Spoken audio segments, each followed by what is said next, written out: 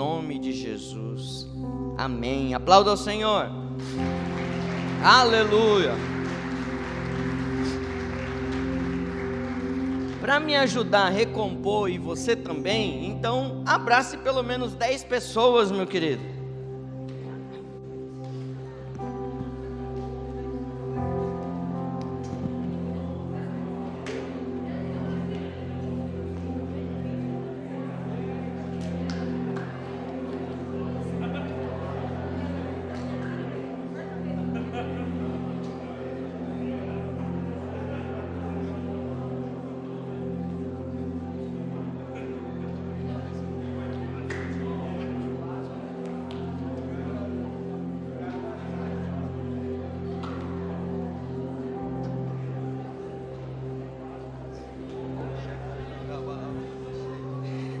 Deus é tão bom,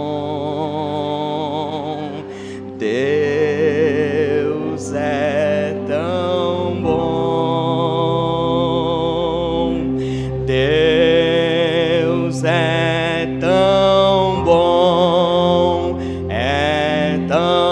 bom para mim. Deus é tão bom, Deus é tão bom, Deus é tão bom para mim. Abra sua Bíblia em Lucas capítulo 15. Nós vamos falar de uma palavra muito conhecida, talvez uma das palavras mais conhecidas da Bíblia, conhecidas inclusive de quem não frequenta a igreja, a parábola do filho pródigo. Eu queria que você ficasse em pé. Vamos ler a palavra de Deus. Vamos fazer igual os antigos. Lucas capítulo 15, só que nós não vamos pegar lá do começo, nós vamos pegar do versículo 25 em diante. Lucas 15, 25 diz assim: E o seu filho mais velho estava no campo, e quando veio e chegou perto de casa, ouviu a música e danças. E chamando um dos servos, perguntou-lhe o que era aquilo. E ele lhe disse: Veio teu irmão, e teu pai matou o bezerro cevado, porque o recebeu são e salvo. Mas ele se indignou e não queria entrar. E saindo seu pai, rogava-lhe que entrasse com ele. Mas respondendo ele, disse ao pai: Eis que te sirvo há tantos anos, sem nunca transgredir o teu mandamento, e nunca me deste um cabrito para alegrar-me com os meus amigos. Vindo porém este teu filho, que desperdiçou os teus bens com as meretrizes, mataste o bezerro cevado. E ele lhe disse: Filho, tu sempre estás comigo, e todas as minhas coisas são tuas. Mas era justo alegrarmos-nos e folgarmos, porque este teu irmão estava morto e reviveu, e tinha se perdido e achou-se. Amém? Pai querido, a tua palavra, Senhor, está lida e lançada com a tua multiforme sabedoria e graça, Senhor. Pedimos que o Senhor distribua, Pai, conforme o Senhor quer falar em cada coração, Senhor. Assim como o Senhor já falou comigo, ó Deus, que o Senhor enche os corações dos teus filhos naquilo que o Senhor quer tocar em cada um deles, em nome de Jesus, amém. Aplauda o Senhor, pode sentar. Olha só, irmão, que interessante, você conhece essa passagem? Como eu falei, até quem não é da igreja conhece a parábola do filho pródigo. Ela é conhecida entre os teólogos e eruditos como a princesa das parábolas. Ela fala de um filho que tinha um irmão e um pai, e esse pai era muito rico, E esse irmão era um irmão mais novo, e uma determinada fase da vida desse filho, desse pai, que era o mais novo, ele resolve pedir a herança do pai, a parte da herança dele em vida. E o pai assim concede, distribuindo entre os irmãos a parte da herança que cabia a cada um deles. E esse filho, passado alguns dias, ele sai de casa com esse valor e vai viver a vida de acordo com o que ele achava. E ele gasta, esbanja esse dinheiro, essa riqueza, e daí vem o nome da parábola, que é o filho desperdiçador, que pródigo é desperdiçar. E ele desperdiça tudo que ele tem com os amigos, com festa, com tudo aquilo que ele achava que ele tinha direito de usufruir aquela riqueza. Mas o dinheiro acabou, os amigos também acabaram, e aí veio uma fome na região que ele estava. E aí, não tendo como se manter, ele acaba se sujeitando a trabalhos que para a cultura dele era muito vergonhoso, que era cuidar de porcos. E a dificuldade era tão grande, e provavelmente ele não ganhava muito, e ele ainda passava dificuldades, e ele tinha vontade de se alimentar do alimento que os porcos consumiam, que eram as alfarrobas. Mas pior do que isso, ninguém dava para ele isso.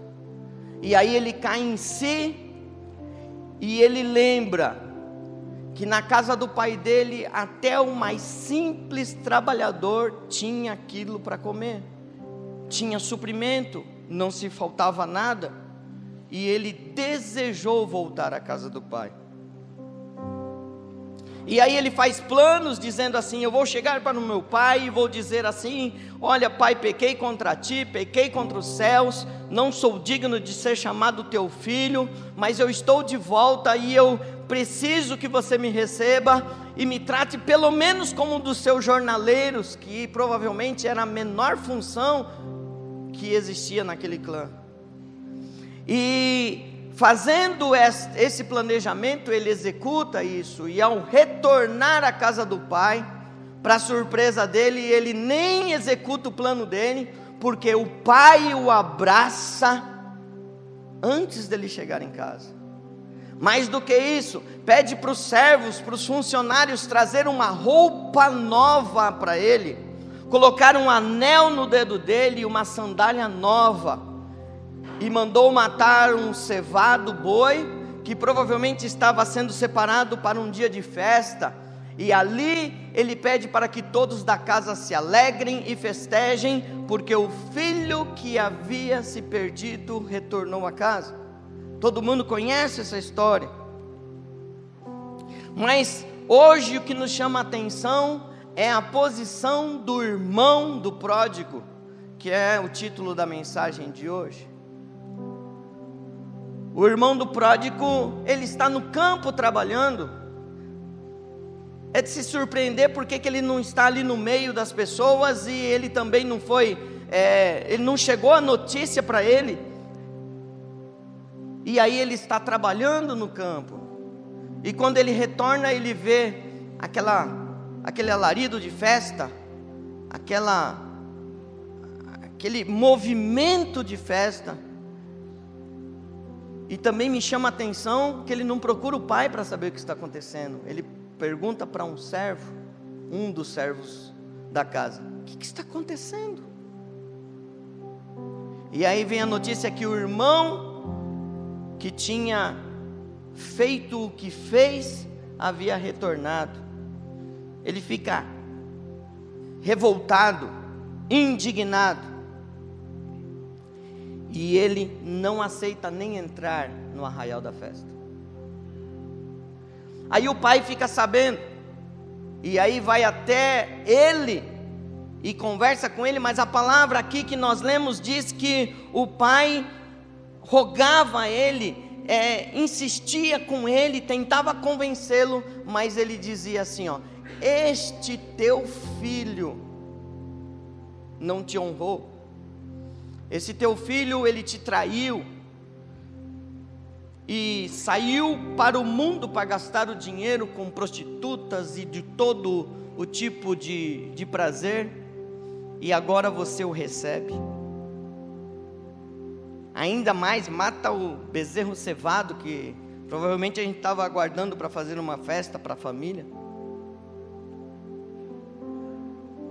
E eu, que nunca infringi suas regras, o Senhor nunca me deu um cabrito para eu me alegrar com os meus amigos. Isso me faz, amados, meditar sobre muitos pontos, e é muito rico, e talvez tenha muita literatura sobre isso, mas o que o Senhor fala comigo para esta manhã é muito interessante, porque nenhum dos filhos, na verdade, sabe a posição que eles ocupam dentro desta casa. Um abre mão, e o outro está dentro de casa, mas não sabe quem é. Esse irmão mais velho é interessante porque ele também se beneficiou com a partilha da herança, porque a palavra de Deus, se nós voltarmos para o versículo 12, diz assim, e ele repartiu por eles, entre eles, a fazenda, o valor que se tinha de herança. Então esse filho mais velho, por direito, como mais velho, ele tinha como primogênito direito ao dobro da herança em relação ao irmão. Então esse irmão mais velho, ele também recebe parte da herança, mas o dobro, mais do que o irmão mais novo. Mas ele permanece em casa. Não houve rebeldia, não houve quebra de regras do pai, ele continuou servindo ao pai. Ele tinha anel no dedo também, porque ele era filho, e os outros servos empregados tinham que reconhecê-lo como filho. Era agora o único filho que ficou em casa, então ele tinha anel no dedo. Ele tinha vestimentas de filho, ele tinha sandálias que também o diferenciavam, porque até a sandália naquela época diferenciava quem era servo e de quem era senhor. Aliás, havia muitos servos que nem sandália tinham. Eles na verdade tinham que tirar as sandálias do seu senhor, lavá-los e prepará-los para fazer a refeição. Então este filho, ele tinha roupa de filho, ele tinha anel de filho, ele tinha sandálias de filho, mas ele pensava como servo e como empregado. Não sabia usufruir da presença do pai na casa dele. Isto me faz pensar quantos de nós estamos dentro da casa do pai e não sabemos que o nosso pai é o nosso pai. Às vezes trabalhamos, às vezes fazemos as coisas na igreja, mas nós temos mentalidade de empregado e de servo dentro do reino. Ele ficava isolado na sua função lá na lavoura. O que me chama a atenção é que, ao que consta, ele não tinha relacionamento com o pai. Porque quando ele exige do pai um reconhecimento, ele diz assim: eu estou há quanto tempo ao seu lado te servindo, e você nunca me deu um cabrito para eu me alegrar com os meus amigos. Então ele era filho, mas ele não tinha relacionamento com o pai. Trabalhava para o pai, mas não tinha diálogo com o pai. Mais do que isso, parece-me que ele é muito rico, porque se tem empregados. Ele recebeu a herança, o dobro do irmão, mas não sabia usufruir daquilo que ele tinha na mão. E o coração dele estava focado numa coisa: a alegria dele era comer um cabrito com os amigos.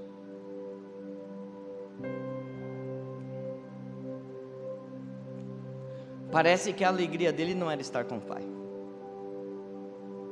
Parece que a alegria dele não era de herdeiro que vai suceder todas as coisas, inclusive o lugar do Pai, quando o Pai não estiver mais lá.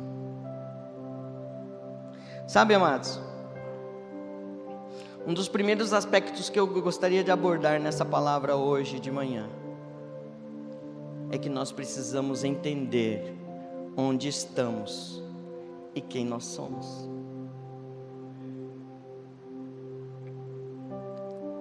Muitos de nós trabalham na igreja, muitos de nós fazemos tantas coisas na igreja e nos cansamos, porque fazemos.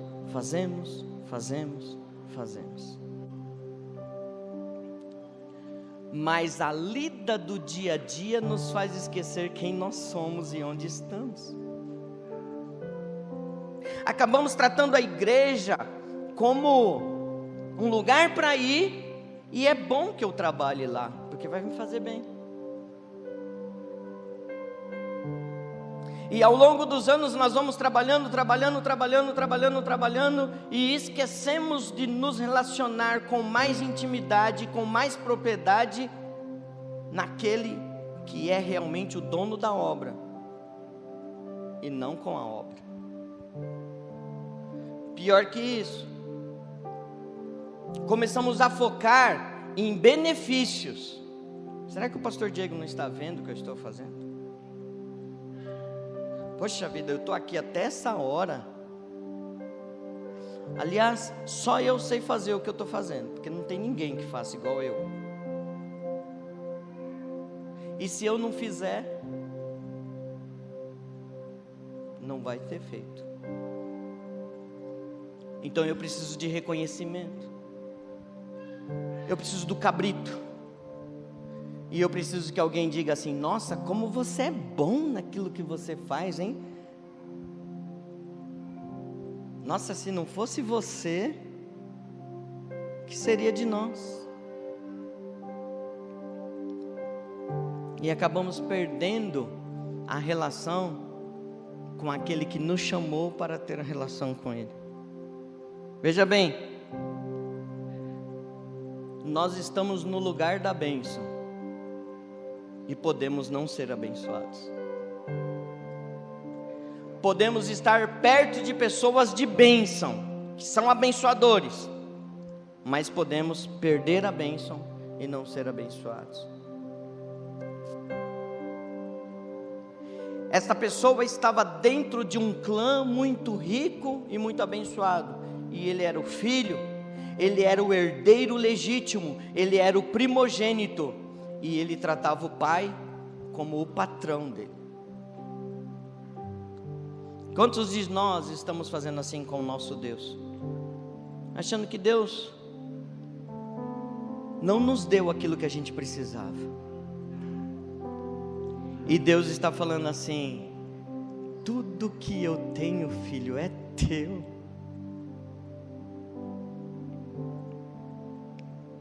Não podemos correr o risco de sermos como Esaú, irmão, que detentor da bênção, perdeu a bênção por causa da fome que ele sentiu num determinado dia. E às vezes nós temos um problema tão grave na nossa frente, que a gente acha que a gente não vai ser feliz, se Deus não resolver aquele problema naquela hora. Foi o que Esaú fez. Esaú trocou o direito da primogenitura, porque estava com muita fome, e o problema dele era era imediato, e ele trocou o direito da primogenitura. Me faz lembrar de Geazi. Sabe Geazi? O moço que acompanhava Eliseu. Talvez, me permita falar isso, mas talvez ele fosse o próximo Eliseu, como Eliseu foi de Elias, porque ele era a primeira pessoa que estava ajudando ali Eliseu, mas ele não sabia direito quem ele era e o que ele poderia ser, não tinha visão espiritual, ao ponto do profeta ter que orar para ele para mostrar que maior é aqueles que estavam com ele do que o inimigo. E muitas vezes nós estamos assim, nós achamos que o inimigo é maior do que nós achamos que o inimigo é mais forte do que nós achamos que o problema é maior do que nós, e nós precisamos mostrar para esse problema, para essa dificuldade, quem é nosso Deus. Então muitas vezes nós estamos no lugar da bênção, do lado de pessoas abençoadoras, mas podemos perder a bênção, porque não sabemos quem nós somos no reino. Olha que coisa interessante, amados. Nessa parábola nós temos filhos, nós temos o pai, que é o senhor dessa família, nós temos os filhos e nós temos os empregados.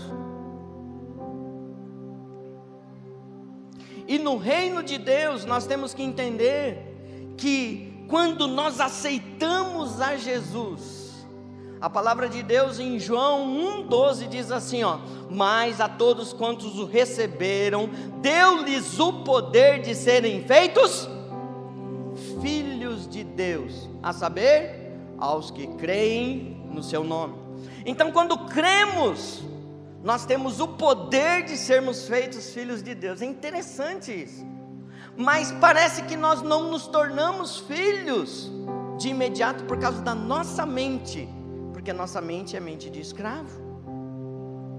Sabe qual que foi a dificuldade do povo quando saiu do Egito? Eles saíram do Egito, mas o Egito não saiu de dentro deles. Eles tinham mentalidade de escravos, me dá, eu vou trabalhar, mas você me dá.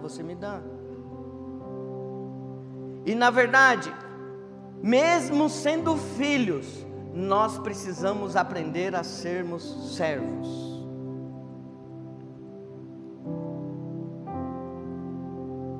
Então quando entramos no reino de Deus, recebemos o poder de sermos feitos filhos de Deus. Mas a primeira coisa que nos tornamos, na verdade, somos servos.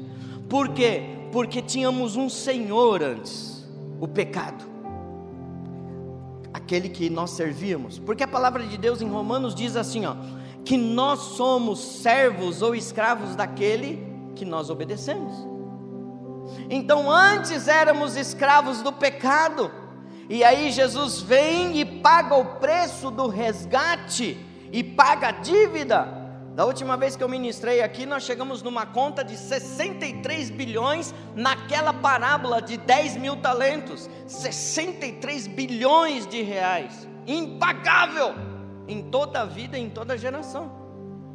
Então Jesus vai lá e paga o preço, e porque Ele pagou o preço, eu me torno servo dEle, como que escravo dEle. Aí a gente tem um pouquinho de dificuldade, porque falar escravo já nos ofende mais.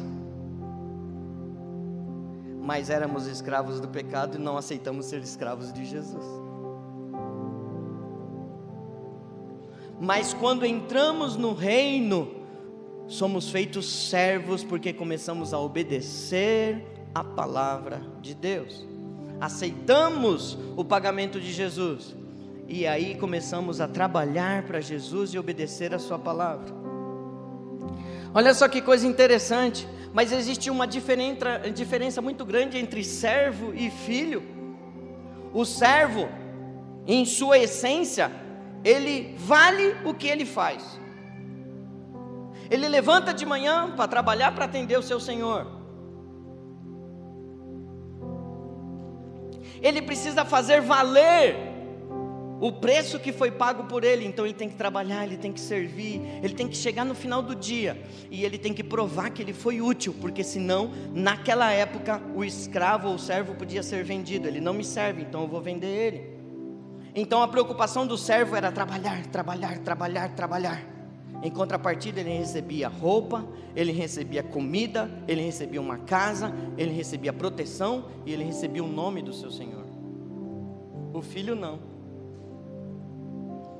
O filho, independente se ele trabalhasse ou não, ele era filho. A coisa podia estar ruim, ele continuava sendo filho.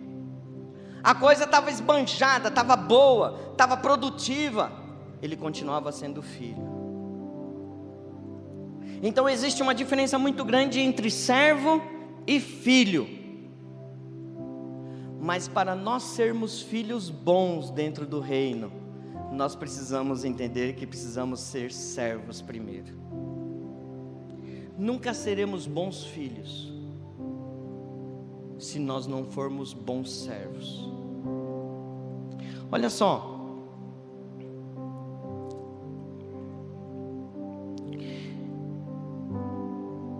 Jesus disse assim, ó: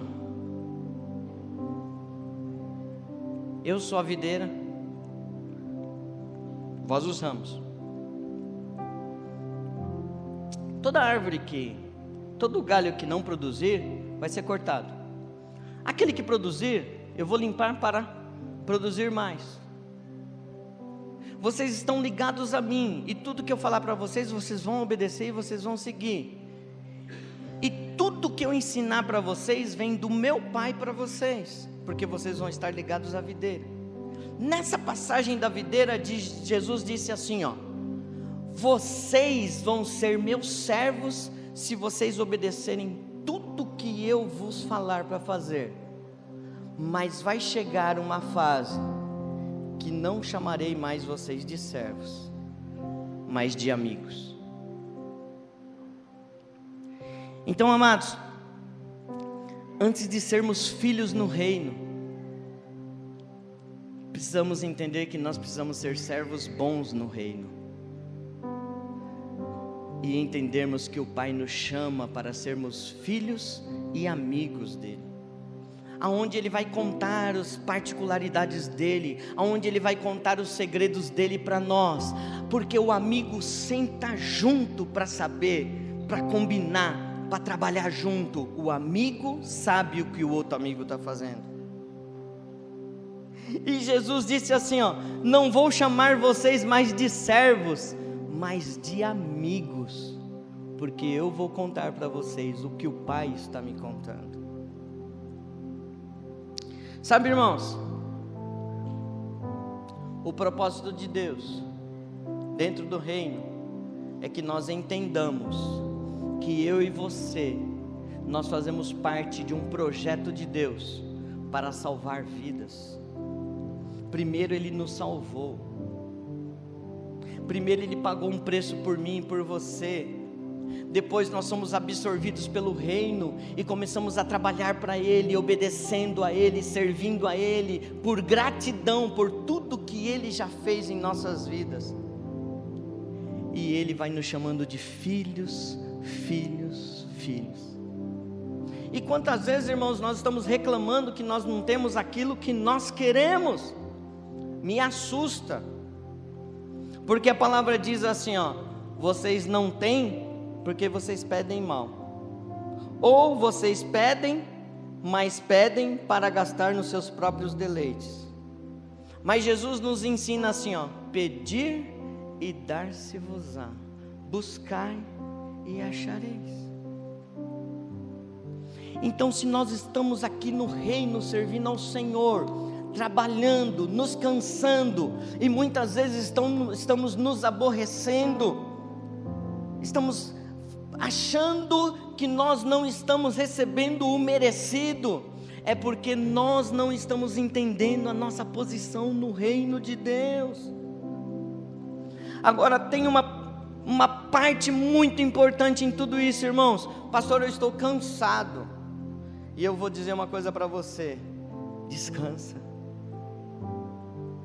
Sabe qual que é o melhor remédio para o cansaço, irmão? Descanso.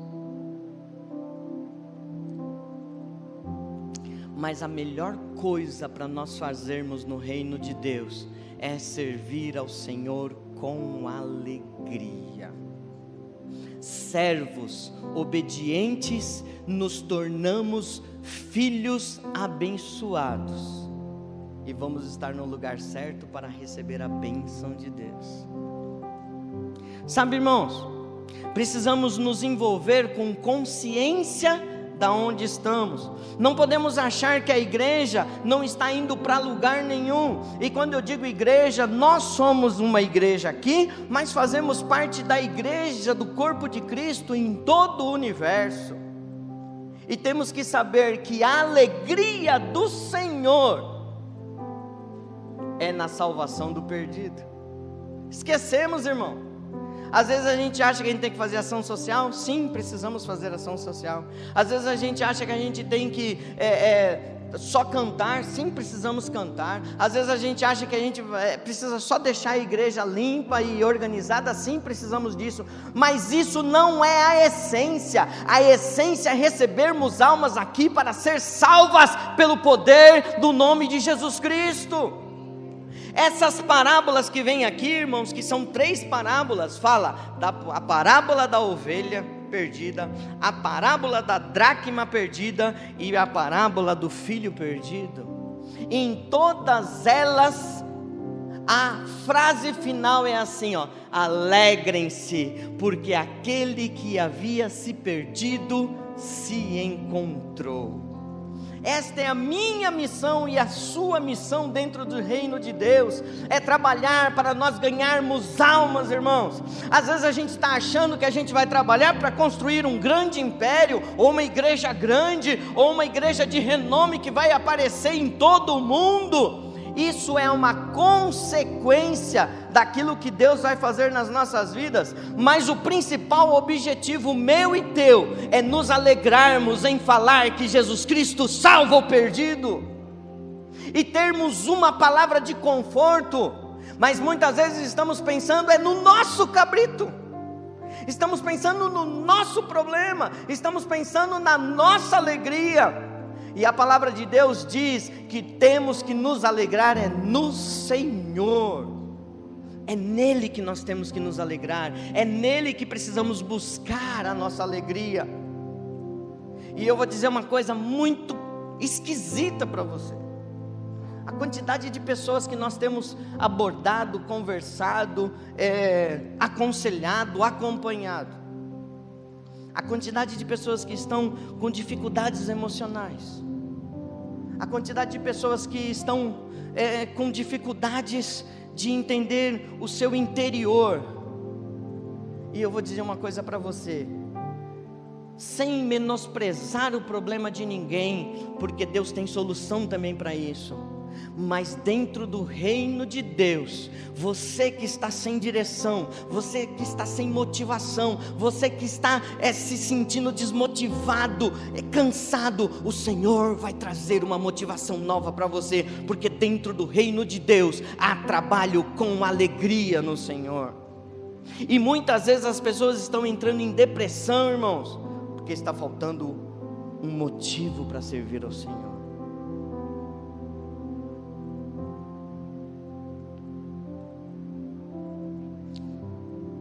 Você foi chamado para quê, amado?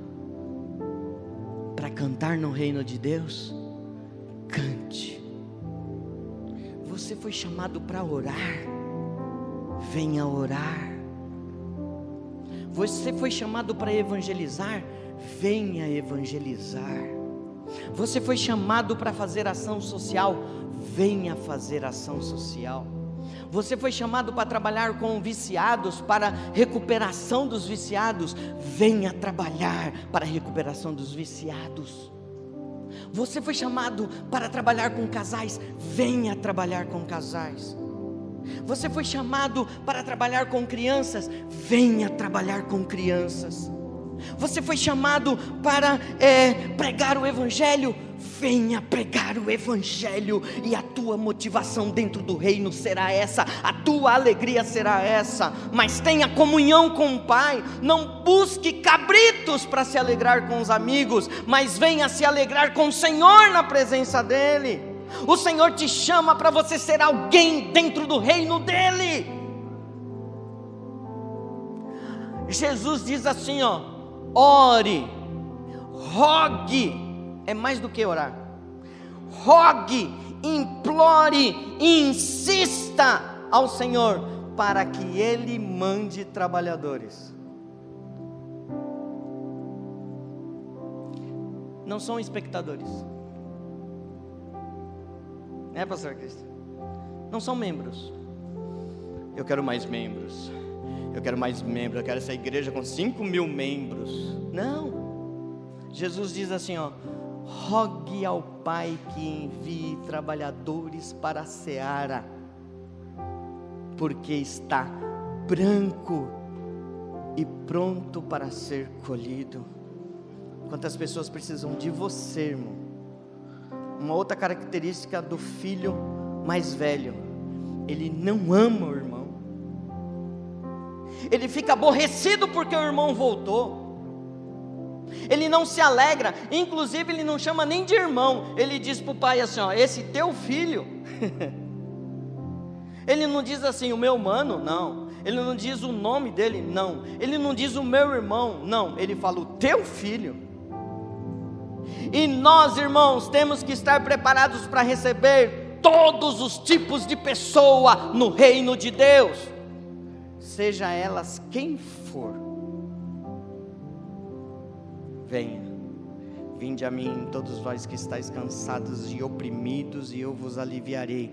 E eu saber que Jesus está chamando todas as pessoas, e eu não me incomodar de sentar do meu lado um sujeito que é todo tatuado e eu não tenho uma pinta de tatuagem.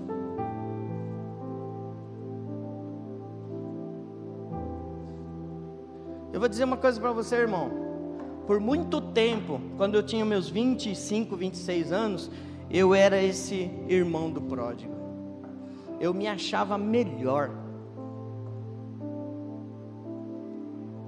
Eu nunca tinha saído da casa do Senhor, eu nunca tinha desobedecido nada, eu nunca tinha feito nada de errado na presença de Deus.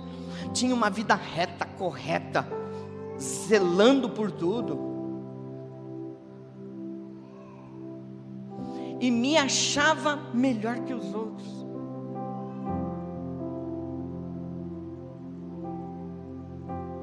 Eu era ex-nada.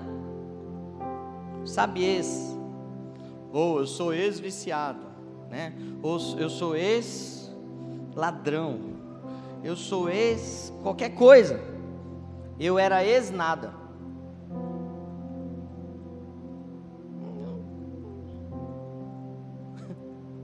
Mas eu necessitava da salvação de Deus, tanto quanto o filho pródigo. Eu precisava ter um encontro com Jesus Cristo, mesmo sendo filho de pastor, mesmo não tendo saído da igreja, mesmo não tendo me prostituído, mesmo não tendo consumido drogas, mesmo não tendo uma vida dissoluta. Eu precisei me encontrar com Jesus Cristo.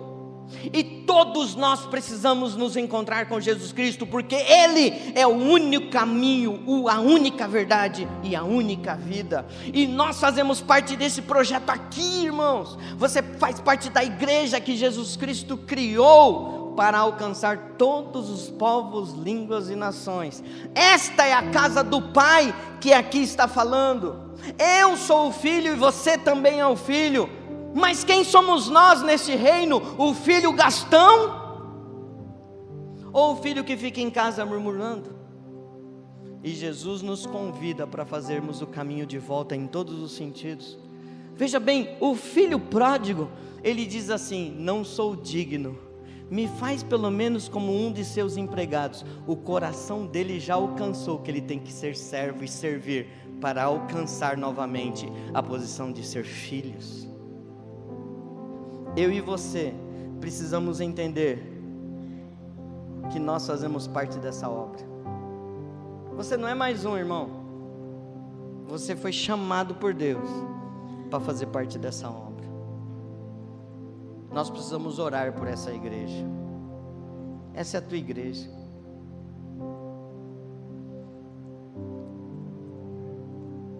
A nossa igreja não é a igreja X, mas nós somos igreja com eles. A nossa igreja não é a igreja Y lá de São Paulo, mas nós somos igreja com eles. A nossa igreja é aqui, aonde eu me reúno com você, aonde eu olho para você, aonde eu tenho que te aceitar, aonde você tem que me aceitar, aonde Deus me usa para tratar você e usa você para me tratar. E nós começamos a melhorar no reino de Deus para alcançar a plenitude de Cristo aqui. Ore por essa igreja. Jesus está precisando de você. Veja bem, rogue ao Pai que envie trabalhadores. Não são espectadores, não são membros, não são pessoas para ficarem sentadas, são pessoas para irem à frente em determinados trabalhos que Deus vai trazer da minha vida e na sua vida. Você só vai ser feliz, eu ouso dizer isso, você só vai ser feliz se você encontrar o teu lugar e o teu chamado dentro do reino de Deus. Você não vai ser feliz com um carro importado, você não vai ser feliz dentro da tua profissão. Eu achava que eu ia ser feliz dentro da minha profissão. Você não vai ser feliz com aquela casa dos teus sonhos de 2 milhões. Talvez, irmão, você seja feliz lá num casebre, lá no Camboja. Talvez você só seja feliz lá no povo ribeirinha, porque Deus te chamou e colocou um propósito em você dentro do reino, e te chamou de filho, colocou um anel no teu dedo, te deu vestes novas, colocou sandálias nos teus pés, e você precisa se posicionar como filho, não como escravo, como servo. Porém, filho que sabe servir e que é amigo do Senhor. Você está preparado para isso? Eu queria que você ficasse em pé.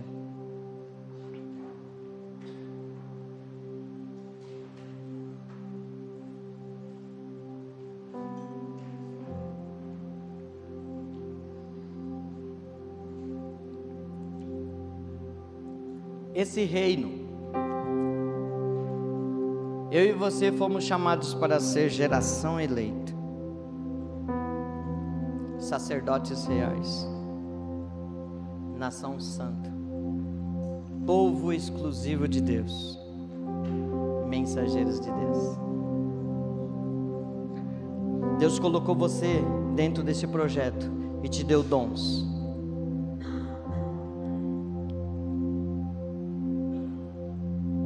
E o vazio que você está sentindo é porque você não está executando aquilo que Deus chamou você para fazer. Não é o cabrito que vai te fazer feliz, é a herança que Deus tem como pai para você. Mas Deus quer que você tenha relacionamento com Ele.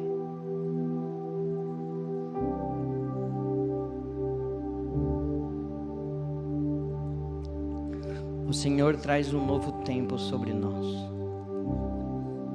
do entendimento pleno daquilo que Ele quer para as nossas vidas.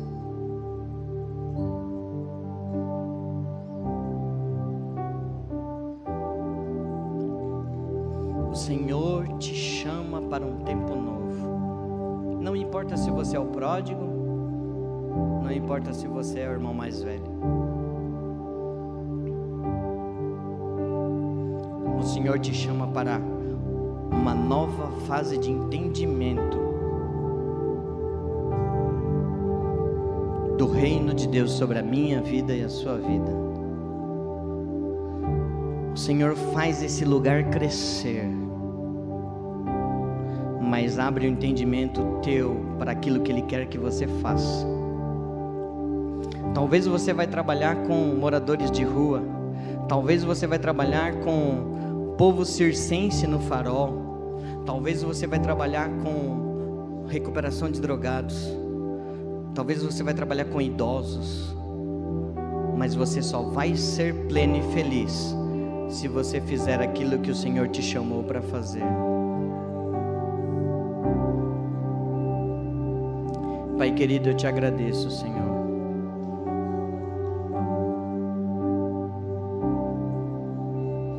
Eu te agradeço, ó Deus, porque o Senhor nos chamou, ó Deus, pôs um anel no nosso dedo, nos trocou as vestes, nos colocou sandálias novas e nos chamou para resgatar mais pessoas. Senhor, não permita que a nossa vida se resume, ó Deus, em ficar pensando em cabritos, mas que a nossa vida se resuma em fazer, Senhor, a alegria do teu coração, que é salvar o perdido. Que haja palavra em nós, que haja propósito em nós, que haja direção em nós, e que possamos te servir com alegria. Eu te agradeço em nome de Jesus.